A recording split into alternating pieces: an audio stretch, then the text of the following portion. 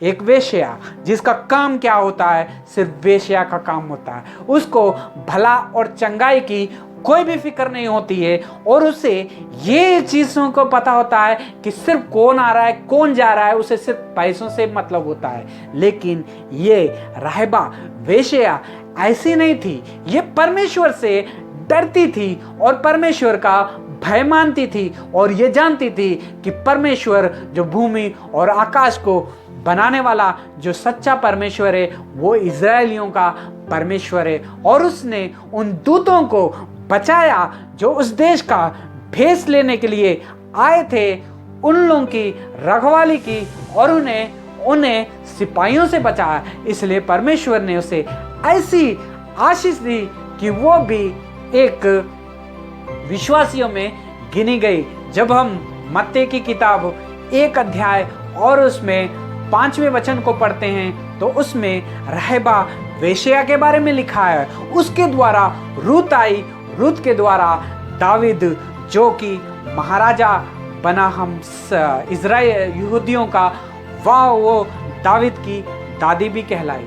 हे भाई और बहनों, परमेश्वर जब हम अपने कामों के द्वारा विश्वास दिखाते हैं तो परमेश्वर भी हमारे साथ तो वैसे ही विश्वासी बन के रहता है। एक वेश्या ने परमेश्वर को जाना कि ये सच्चा परमेश्वर है, ये जो है इज़राइलियों का परमेश्वर है। इसने लाल समुद्र में से रास्ता निकाला और इसने इसके सामने जितने भी शत्रु आए इसने सबको नाश किया करके वो अन्य जाति की होते हुए भी उसने परमेश्वर के ऊपर सच्चा विश्वास किया।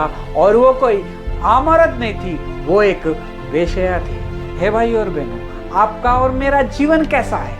हम और आप कैसे जी रहे हैं और हम और आप कैसे रह रहे हैं? हमारी जिंदगी बहुत ही अच्छी है, हम ऐसी पीड़ित चीज़ों में भी नहीं रह रहे हैं और ऐसे काम भी नहीं कर रहे हैं। लेकिन फिर भी हमारा विश्वास किस तरह का होता है? जब मुश्किल की घड़ी आती है, जब तकलीफें आ जाती हैं हमारे जीवन में, तब हम अपने विश्वास में हमेशा गिर जाते हैं। हे भाई और बहनों, अगर जब अब्राहम को परमेश्वर ने पूछा था कि अपने बेटे को मेरे लिए बलि कर दे, अगर उसने अपने कामों के द्वारा अगर उसने अपने बेटे को मैं बलि नहीं करूंगा कहा होता तो आज क्या होता?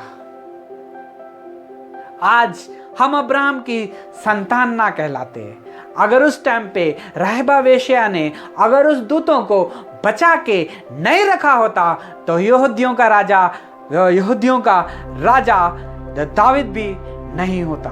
हे भाई और बहनों, परमेश्वर ने उनके ऊपर इतनी आशीषें दी कि आने वाले दिनों में सब लोग आज उनको याद करते हैं। और यहाँ पे राहिबा वेश्या के बारे में, जिसे मत्ती की किताब में 1 अध्याय में जो यीशु मसीह की वंशावली में भी वही जाके गिनी गई, और ये कि अब्राहम जो है हम सब का पिता है करके उसके बारे में भी कहा गया है। भाई और बहनों, परमेश्वर ने हमें आशीष देने के लिए चुना है।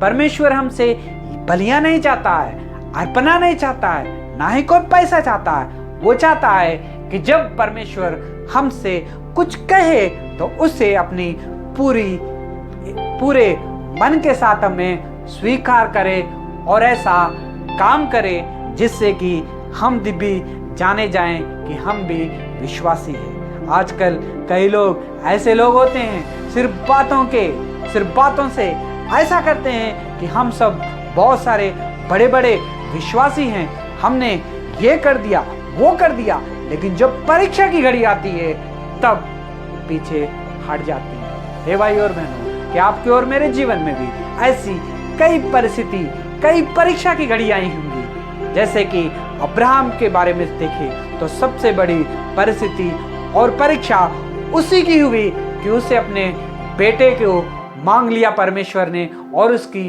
बलि करना चाहता था, लेकिन उसमें भी वो विश्वासी योग्य रहा। उसने अपनी बातों में नहीं, अपने कामों के द्वारा भी दिखा दिया था कि मैं अब परमेश्वर से प्यार करता हूँ और विश्वास करता हूँ। राहबा वेश्या को भी कोई ज़रूरत नहीं थी उन दूतों को छुपा के रखने की, लेकिन उसने भी विश्वास किया और उसने अपने कामों के द्वारा दिखाया कि मैं भी परमेश्वर के ऊपर विश्वास करती हूँ।